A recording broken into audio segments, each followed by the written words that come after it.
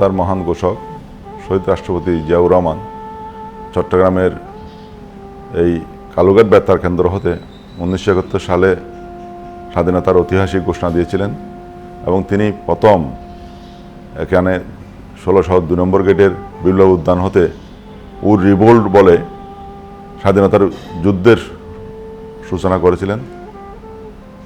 এই চট্টগ্রামে সার্কিট হাউসে 1981 সালের 30 মে আমাদের সকলের প্রিয় নেতা স্বাধীনতার মহান ঘোষক শহীদ রাষ্ট্রপতি জিয়াউর রহমানকে নির্মমভাবে শাহাদাত বরণ করা হয়। চট্টগ্রামকে তিনি অত্যন্ত ভালোবাসতেন, চট্টগ্রামের জন্য তিনি অনেক কিছু করেছেন। এই চট্টগ্রাম হতেই ওনার স্বাধীনতার ঘোষণা দিয়ে শুরু। এই চট্টগ্রামেই আততায়ীগুলিতে ওনাকে শাহাদাত বরণ করতে হয়।